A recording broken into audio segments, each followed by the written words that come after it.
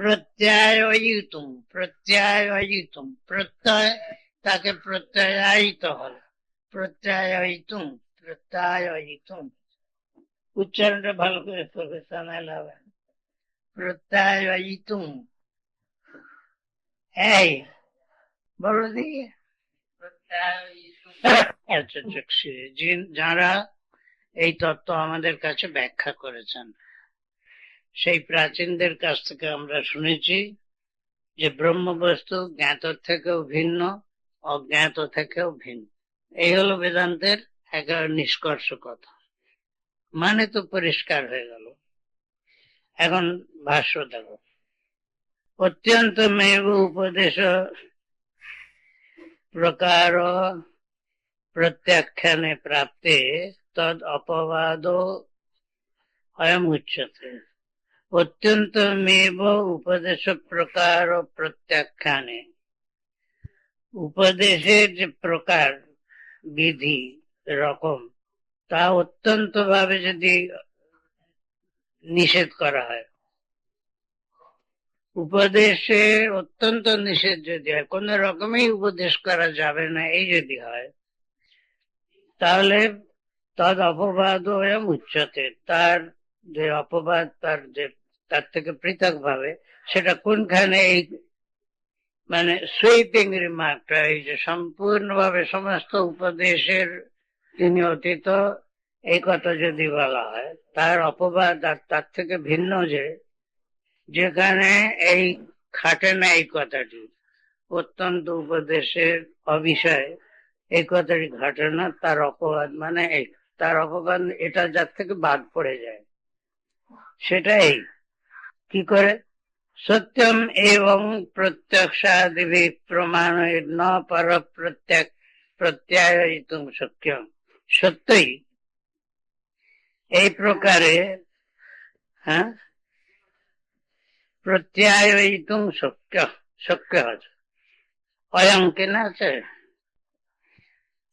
পর প্রত্যয়ায়িতুম শক্য, বলছে পরম তত্ত্ব যা, তা সত্যিই এই প্রত্যক্ষাদি প্রমাণের দ্বারা প্রত্যায়িত হতে পারে না। প্রত্যায়িত মানে জ্ঞাত হতে, জ্ঞাপিত হতে পারে না। প্রত্যায়িত মানে জ্ঞাপিত।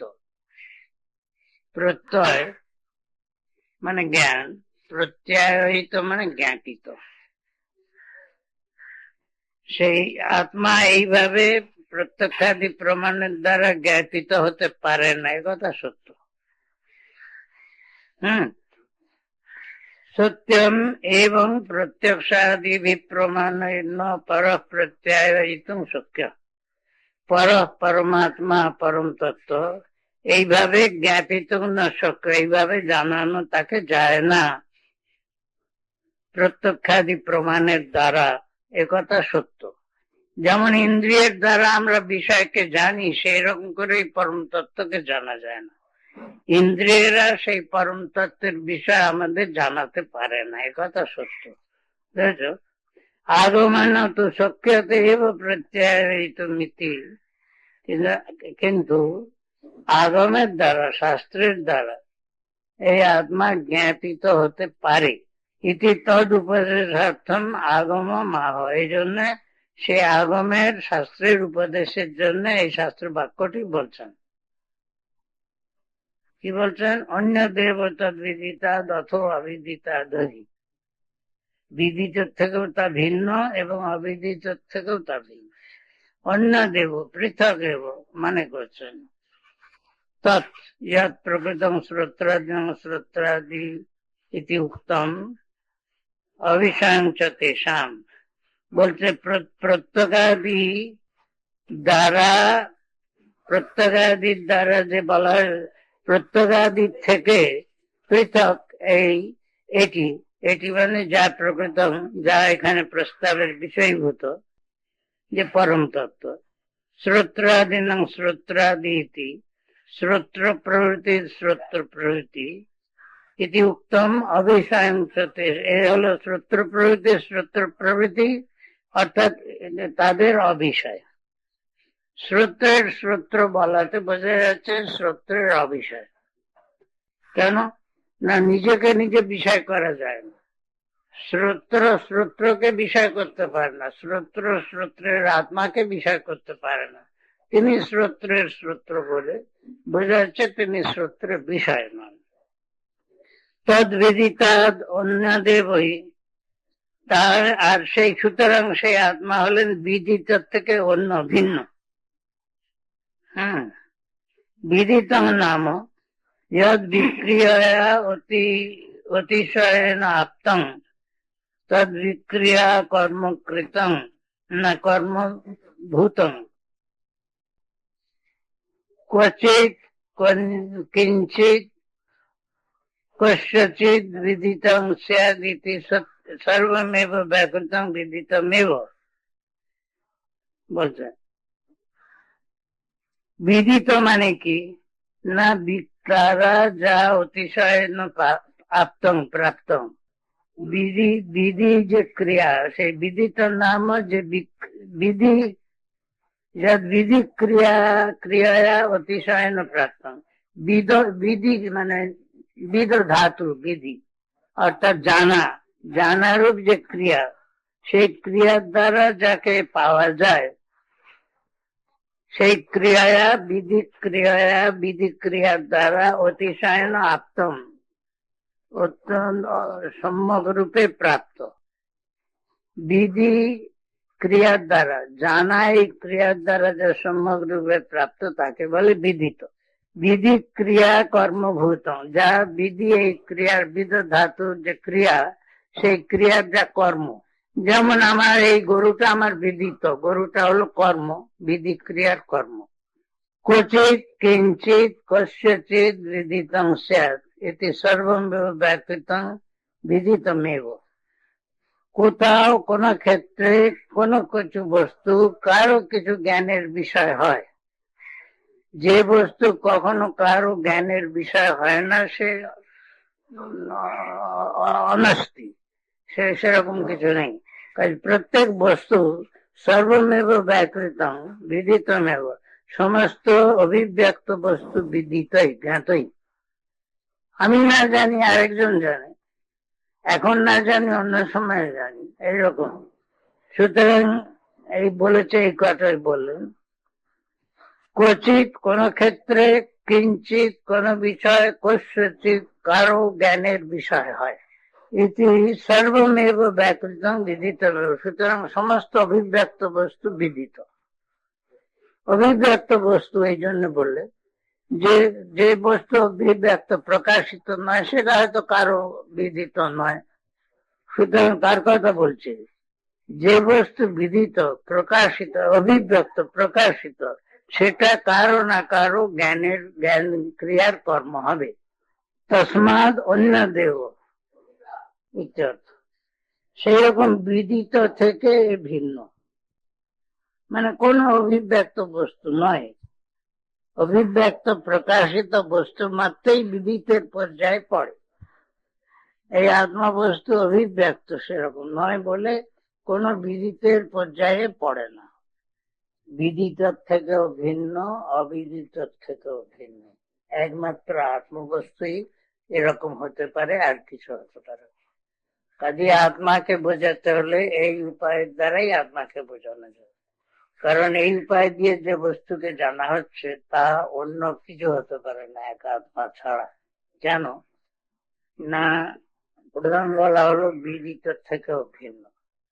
ভাষ্যকার এইভাবে সেটাকে ব্যাখ্যা করেছেন। বিদিত মানে কি, কেউ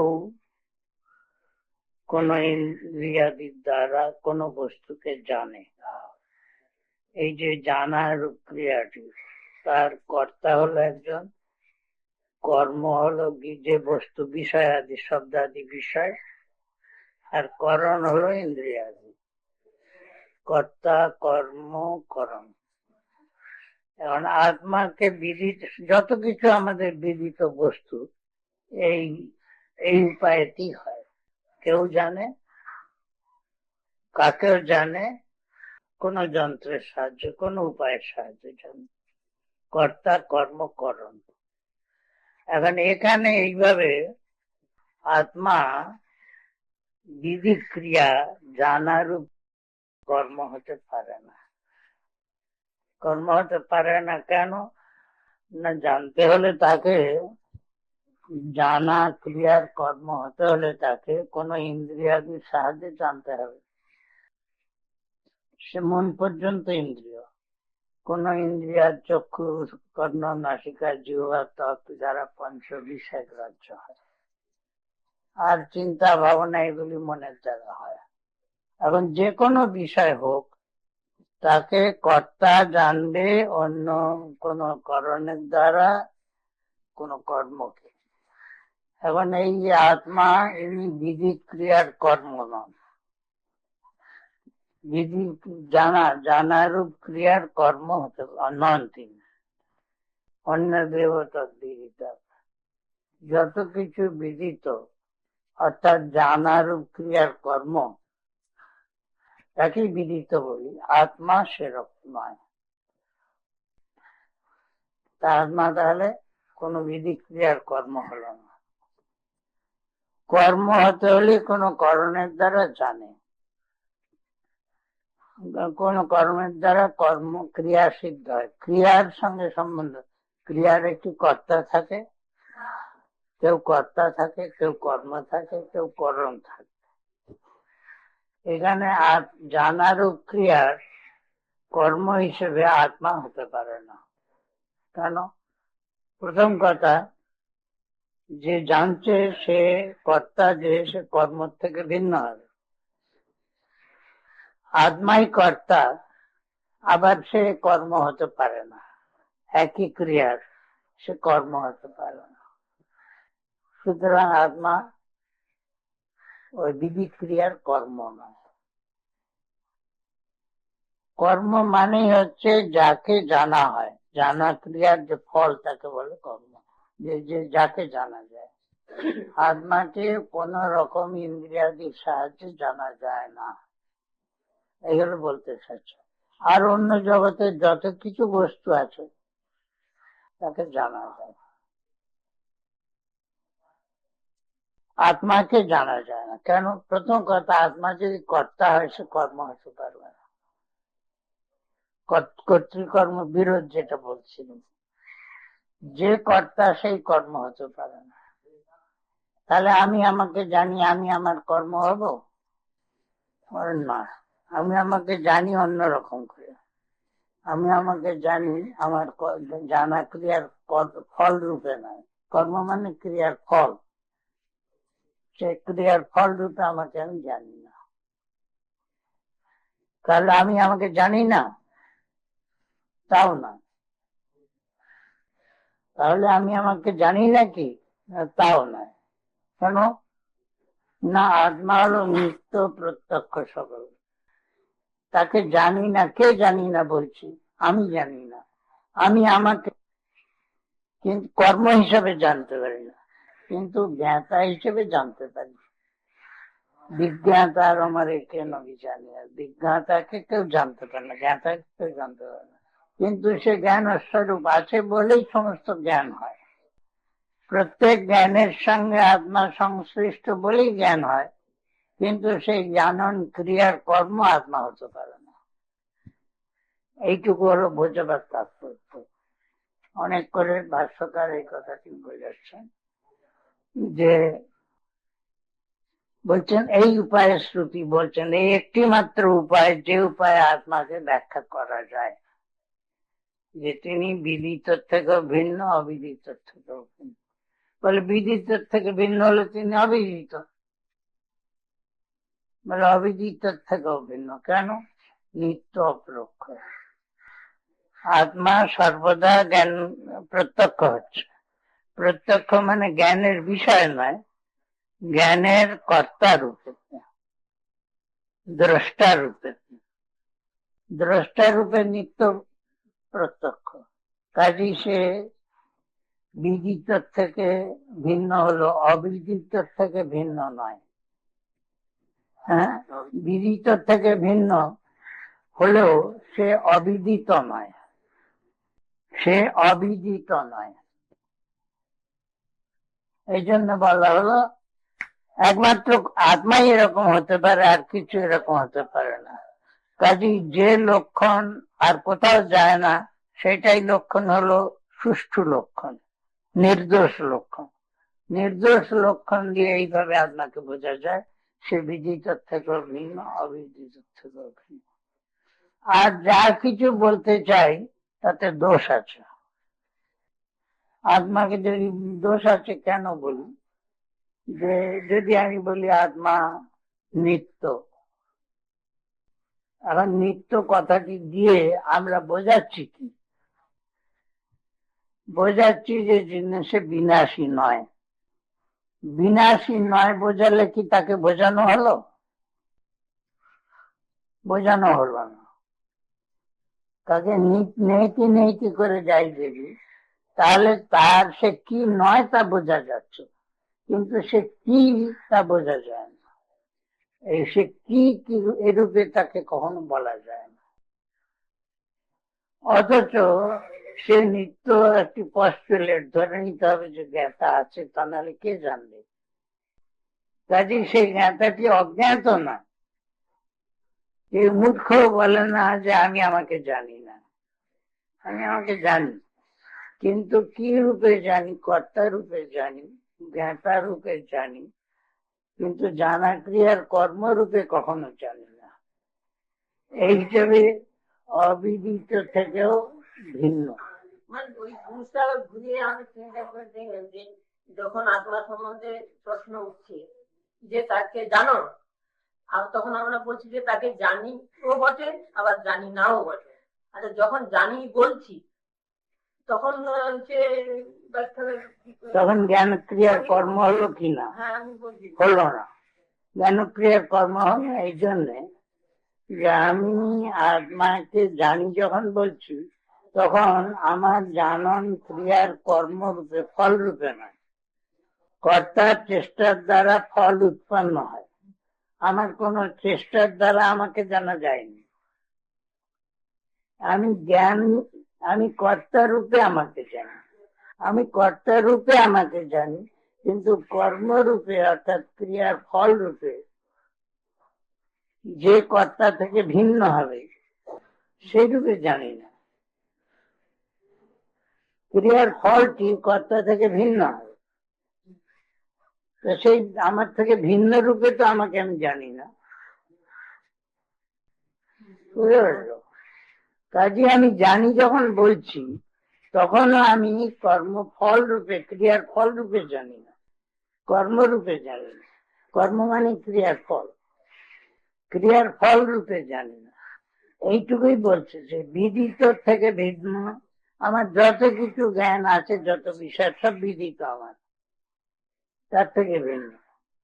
তাহলে অবিদিত বললো, অবিদিত না, অবিদিত থেকেও ভিন্ন। এই এক আত্মা ছাড়া আর কোন বস্তু নেই যাকে বোঝানো যায় এইভাবে। বিদিত থেকেও ভিন্ন, অবিদিত থেকেও ভিন্ন, এক আত্মা ছাড়া আর কিছু হতে পারে না। বইতে আছে যে অনেক জিনিস তো আত্মা ছাড়াও আমাদের কাছে অবিদিত, তবে আমার কাছে অবিদিত, অন্যের কাছে তাই বিদিত থেকে ভিন্ন মানে অবিদিত। অবিদিত তো আমার বহু জিনিস অবিদিত, কিন্তু আত্মা আমার অবিদিত হতে পারে না। কেন হতে পারে না? নিত্য অপরোক্ষ। সর্বদা যে কর্তা, সে যদি নিজেকে জানে না, তা কর্তা করছে কি? যে কর্তা, তাকে কর্মের ফল করা যায় না, ক্রিয়ার ফল তাকে করা যায় না, বিষয় অবিদিত। এবং বিদিত কাজে সে চিরকাল ওইভাবে অবিদিত, ক্রিয়ার ফল করা যায় না, সুতরাং তাহলে অবিদিত বলবো। বিদিত হতে পারে না, ক্রিয়ার ফল সে হতে পারে না, কাজে বিদিত হতে পারে না, তাহলে অবিদিত। অবিদিত বললে বোঝাবে যে আমি জানি তাকে, এই তো বোঝাবে। বলতে অবিদিত যদি বলো, তাহলে তার কোন রকম করে তাকে ব্যাখ্যা করা যায় না। জানা ক্রিয়ার ফল সে হতে পারে না। কখনো হতে পারে না, এই জন্য যেহেতু সে আত্মা, আত্মা জানছে তার আত্মা। ক যদি জানতে চায়, তার জানা ক্রিয়ার ফল যদি খ হয়, তাহলে ক আর খ কখনো এক হতে পারে না। রাম জানছে শ্যামকে, রাম আর শ্যাম কখনো এক হতে পারে না। রাম জানছে রামকে যদি বলি, সেই যে যাকে জানছে যে রামকে, সেই রাম যে জানছে সেই রামের থেকে ভিন্ন না ভিন্ন। জানছে তাকে বলতে গেলে সে ভিন্ন হতে হবে, কিন্তু সে ভিন্ন নয়। আমি তোমাকে কখন জানতে পারি? তুমি আমার থেকে ভিন্ন হলে জানতে পারি। আমি তোমাকে জানি মানে তুমি আমার থেকে ভিন্ন। কিন্তু তুমিও যদি আমি হই, তাহলে আমার জানার ক্রিয়ার ফল কর্ম তুমি হতে পারো না। তা আমি আমাকে কি করে জানবো? ক্রিয়ার ফল যা ছিল না তা হলো, কার্য উৎপন্ন হয়, কার্য নিত্য হয় না কখন। আমি যদি উৎপন্ন হই, তাহলে আমি অনিত্য হয়ে গেল। আমি ছিলুম না, তাহলে বুঝতে হয় কর্তা ছিল তো কর্ম হবে কি করে? কর্তার নিত্য বর্তমান থাকা চাই। এখন এক জায়গায় আমি বর্তমান, আর এক ক্ষেত্রে আমি বর্তমান নয়, এ তো বিরোধী শব্দ হলো। সে কর্তা অথচ সে আত্মা জানছে এবং আত্মাকে জানছে, এটা অত্যন্ত বিরোধী কথা। যে জানছে যে কর্তা, সে কর্মের থেকে ভিন্ন হবে সবসময়। সুতরাং আত্মার জ্ঞানের বিষয় আত্মা হতে পারে না, তাহলে বিদিত হতে পারে না। আত্মা জ্ঞানের বিষয় হতে পারে না নিজে।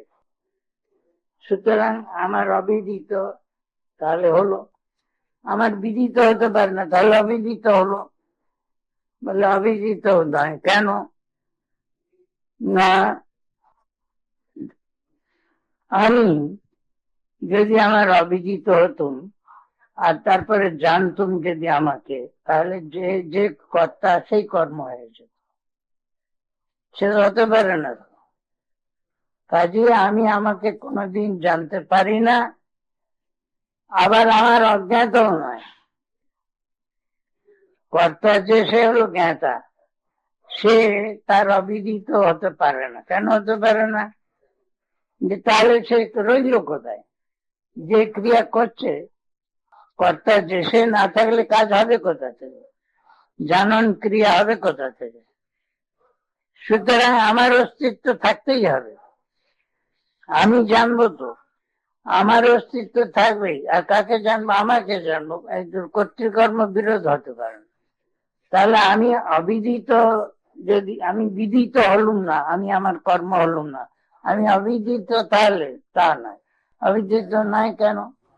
না, যেহেতু আমি নিত্য অপরোক্ষ। আমি জানছি আমি কর্তা, আমি যদি না নিজেকে জানি, তাহলে আমি কাজ করবো কেমন করে? কে করছে? আত্মা করছে। কে দেখছে? আত্মা দেখছে। কে শুনছে? আত্মা শুনছে। এই আত্মা যদি অজ্ঞাত থাকে, তাহলে দেখবে শুনবে ক্রিয়ার কর্তাই লোক হয়ে যাবে, তার কর্তাই লোক হয়ে যাবে।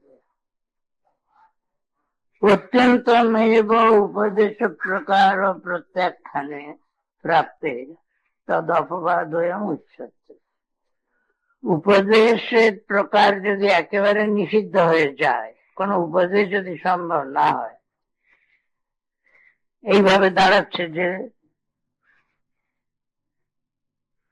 বিদিত থেকে আগেটা বললো ইতি সূক্ষ্ম ধীরানা নবিদ্ম নবিজানিম, আমরা জানি না, আমরা আত্মাকে জানি না, বিশেষ রূপে জানি না।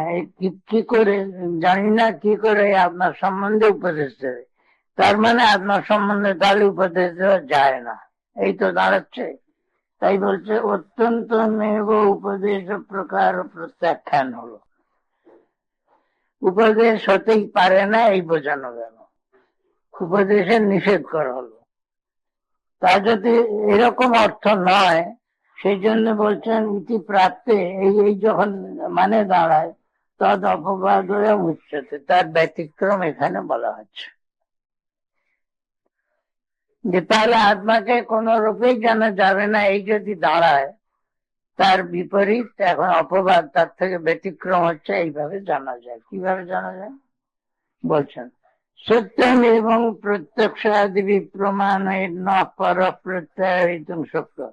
একথা সত্যি যে পরমাত্মা, পর আত্মা, সে প্রত্যক্ষ প্রভৃতি প্রমাণের দ্বারা জ্ঞানের বিষয় হতে পারে না, জ্ঞানের বিষয় করা থেকে যায়। প্রত্যয়িতুম শক্য মানে তাকে জানানো যায় না,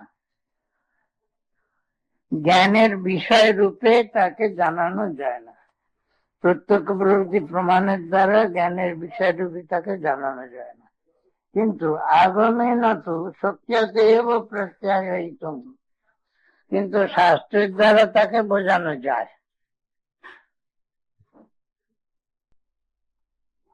এই জন্য তদ উপদেশার্থম আগম মাহ, সে আত্মার উপদেশের জন্য এখন শ্রুতি বলছেন, শ্রুতি বাক্য বলছেন, আগম।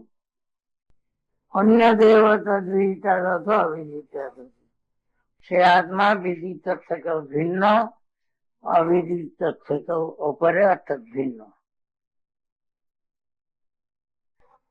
অন্য দেব মানে করছে অন্য দেব পৃথক দেব তদ প্রকৃতম শ্রোত্রাদিদং শ্রোত্রাদিতি উত্তম অবিষাং তেষাং।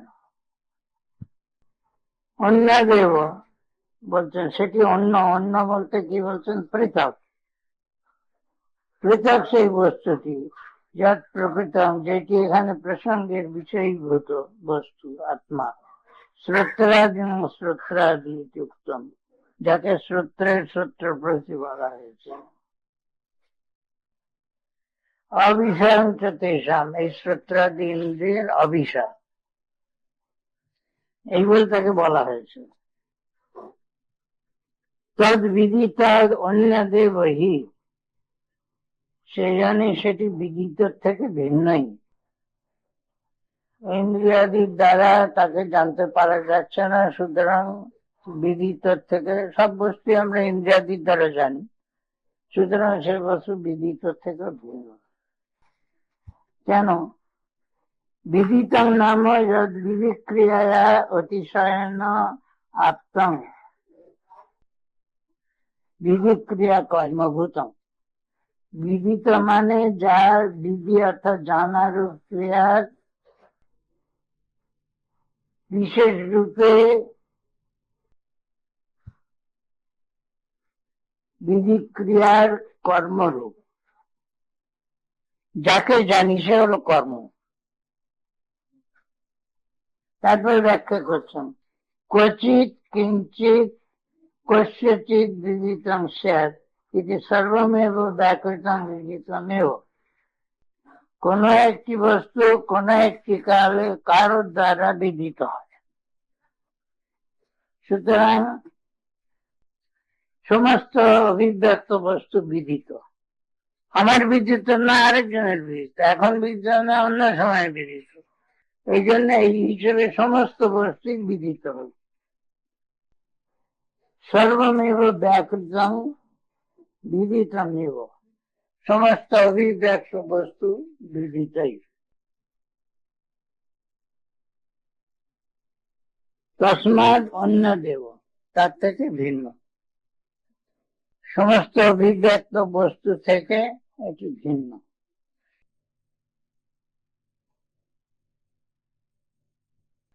তখন বললে একটু ভালো বললে, তাহলে অবিদিতম অজ্ঞাতম তরি ইতি প্রাপ্তে আহ, তাহলে এটি অজ্ঞাত অবিদিত,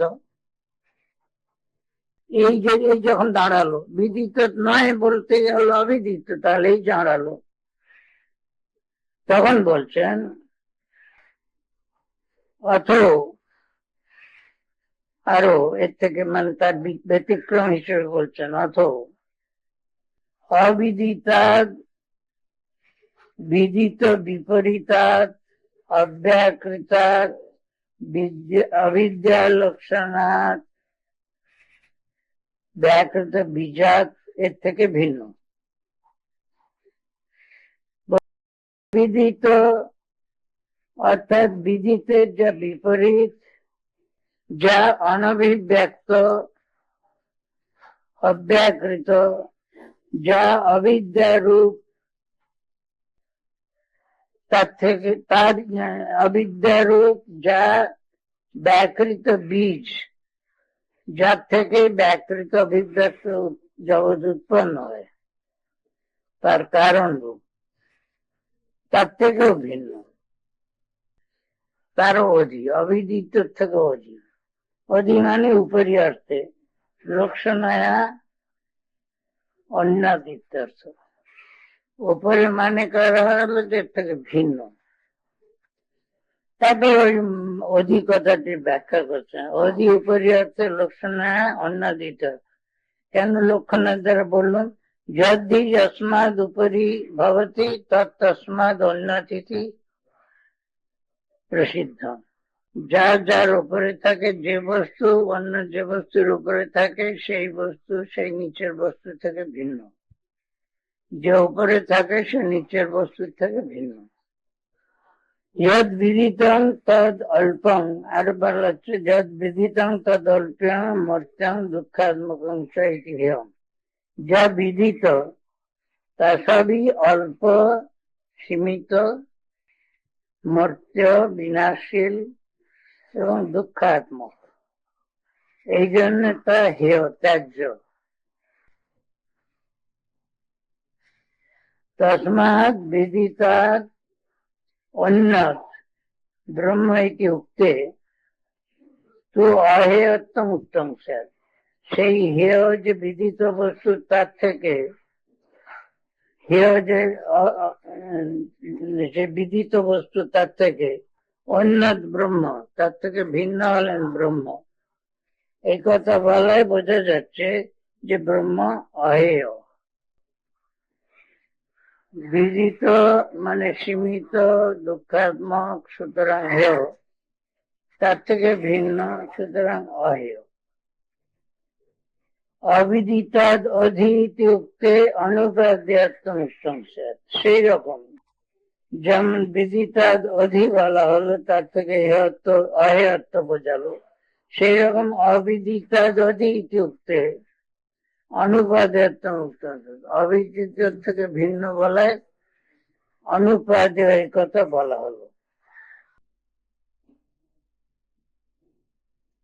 কেন না কার্যার্থং হি কারণম অন্যেন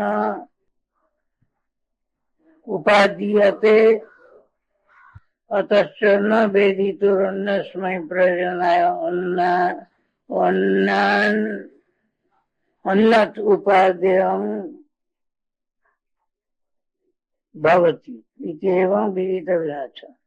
যে কার্য কর্তা, যে সে কার্য করবার জন্য কারণকে তার থেকে ভিন্ন যে কারণ, তাকে গ্রহণ করে। এই জন্য সে বেদিত অন্যস্ময়ী, বেদিতা যে জ্ঞাতা, অতএব সে বেদিতা যে জ্ঞাতা, তার থেকে অন্য প্রয়োজনের জন্য, অন্য প্রয়োজন মানে সেই কর্মের ফলটি বেদিতা হতে পারে না, তার থেকে অন্যকে অন্যান্য উপাদেয়ং, তার থেকে অন্যাং উপাদেয়ং, অন্যাত উপাদেয়ং ব্রহ্ম ভবতি, তার থেকে বেদিতার থেকে ভিন্ন এখানে উপাদেয় গ্রাহ্য হয়, গ্রহণযোগ্য হয়। ইতি বিদিতা বিদিতাভ্যাম অন্যদিতি হে উপাদেয় প্রতি, সে যেন সাধমান অন্যতম। অতএব যখন বিদিত এবং অবিদিত উভয় থেকে ভিন্ন বলা হলো, তার মানে অহেয় এবং অনুপাদেয় বলা, নিষেধ করা হলো। হেয় নয়, উপাদেয় নয়।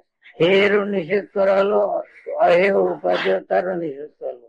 হয়ে সাধমান অনন্যতা, তার যেহেতু সাধমার থেকে অভিন্ন আর কিছু যখন এরকম বস্তু নেই, আত্মার থেকে অভিন্ন বলে ব্রহ্ম বিষয়ের জিজ্ঞাসা শিষ্য নিবর্তি।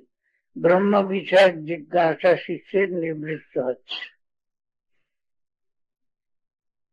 জিজ্ঞাসা নিবৃত্ত হচ্ছে মানে তার আর এই ব্রহ্মের জিজ্ঞাসা তৃপ্তি হয়ে যাচ্ছে। জিজ্ঞাসা নিবৃত্ত হচ্ছে মানে উত্তরের দ্বারা জিজ্ঞাসার নিবৃত্তি হয়, এই হলো উত্তর। ব্রহ্ম কি না বিদিত থেকেও ভিন্ন, অবিদিত থেকে অহেয় অনুপায়। যা হেয় নয় তা উপাদেয় হবে, যা উপাদেয় নয় তা হেয়। ব্রহ্ম উপাদেয় নয়, হেয় নয়, ত্যায্য নয়, গ্রাহ্য নয়। যে নিত্য প্রাপ্ত সে ত্যায্য হয় না, গ্রাহ্য হয় না। কেন বলছি? নহি অন্যস্য স্বাত্মন বিদিতা বিদিতভ্যাম অন্যতম বস্তু সম্ভব। আত্মা যে, তার ছাড়া অন্য কিছুর, আত্মা ছাড়া অন্য কিছুর বিদিত এবং অবিদিত থেকে ভিন্ন হতে পারে না। মানে দেখো এখানটা নহি অন্যস্য স্বাত্মন, আত্মা থেকে কোন ভিন্ন বস্তুর বিদিত এবং অবিদিত অন্যতম, বিদিত এবং অবিদিত বস্তু থেকে ভিন্নত্ব হতে পারে। এইটা এই সেন্টেন্সটা এরকম অর্থ দেখো, নই স্বাত্মন বস্তুনা অন্যস্য, আমি যে আত্মা, এই আমি বস্তু ছাড়া অন্য কারো বিদিত এবং অবিদিত থেকে ভিন্নত্ব হতে পারে না। সুতরাং আত্মা ব্রহ্ম ইতিহাস বাক্য, সুতরাং আত্মাই ব্রহ্ম, এই হলো বাক্যের অর্থ। পরমাত্মা ব্রহ্ম অন্য বাক্য চলছে এর সঙ্গে সমার্থক। পরমাত্মা ব্রহ্ম, এই আত্মাই ব্রহ্ম। আত্মা অপাহত পাপমা, আত্মা যিনি সর্বপাপ বিমুক্ত। ইয়ৎ সাক্ষাৎ অপরোক্ষাৎ ব্রহ্ম, যিনি সাক্ষাৎ অপরোক্ষ ইন্দ্রিয়াদি অতীত যে ব্রহ্ম। সাক্ষাৎ এবং অপরোক্ষাৎ দুটো বলা হচ্ছে। সাক্ষাৎ মানে চোখ দিয়ে দেখছি তা নয়, ইন্দ্রিয়াদির দ্বারা তাকে জানা যায় না, এই জন্য বলছেন সাক্ষাৎ। বললে সঙ্গে সঙ্গে বলা হচ্ছে অপরোক্ষ। সাক্ষাৎ মানে তাহলে পরোক্ষ, প্রত্যক্ষ সাক্ষাৎ মানে প্রত্যক্ষ। প্রত্যক্ষ যদি না হয় তাহলে পরোক্ষ হবে। তার না, আত্মা হলো সাক্ষাৎ কিন্তু ইন্দ্রিয় গ্রাহ্য না, অপরোক্ষ। এই হলেন ব্রহ্ম। যে আত্মা সর্বান্তর, যিনি সকলের অভ্যন্তরে আত্মা ইত্যাদি শ্রুত্যন্তরের, এই শ্রুতি অন্তরের দ্বারাও এই অর্থই সমর্থিত হচ্ছে। ইতি এবং সর্বাত্মনা সর্ববিশেষ রহিত চিন্মাত্র জ্যোতিষ ব্রহ্মত্ব প্রতিপাদ প্রতিপাদ ব্রহ্মত্ব প্রতিপাদক যে বাক্যার্থ, তার আচার্যোপদেশ পরম্পরায় প্রাপ্ততম। আচার্যের উপদেশের পরম্পরা, পরম্পরা মানে আচার্য শিষ্যকে বললেন, সেই শিষ্যকে তার শিষ্যকে বললেন, এরকম করে পরম্পরা কি প্রাপ্ত হলো না? সর্বাত্মা সর্ববিশেষ রহিত চিন্মাত্র জ্যোতিষ স্বরূপ যিনি, তার ব্রহ্মত্ব তাকে ব্রহ্মরূপে প্রতিপাদন করছে যে বাক্যার্থ, তার আচার্য উপদেশ ও পরম্পরা দ্বারা সেটা পাওয়া যাচ্ছে। যে আত্মা ব্রহ্ম, এই উপদেশটি পরম্পরা ক্রমে পাওয়া যাচ্ছে। তাই বলছেন ইতি সুশ্রম ইত্যাদি, ইতি সুশ্রম ধীরানাং জীর্ণস্ত বিচিত্র ব্রহ্মচ এবং আচার্য উপদেশ পরম্পরা এবং অধিকান্ত জ্ঞানত। এইভাবে ব্রহ্ম কেবল আচার্যের উপদেশ পরম্পরার দ্বারাই পাওয়া জানা যায়, তর্কের দ্বারা জানা যায়, তর্কের দ্বারা যুক্তির দ্বারা জানা যায়।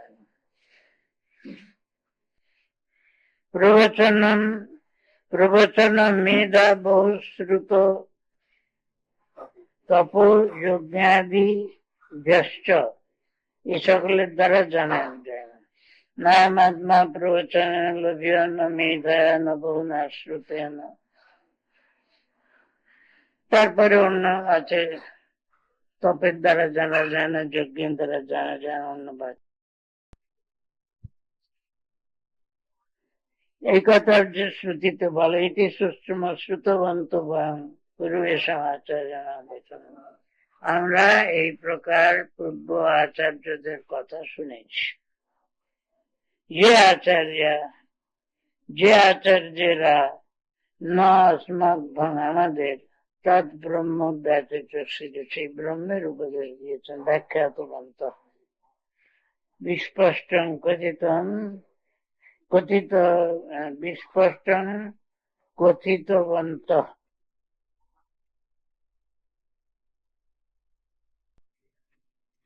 তেষাং তেষাং ধীরানাম, এই ধীরদের বাক্য বলছি। ধীর কারা বলছেন না, যারা এইভাবে আমাদের ব্যাখ্যা করে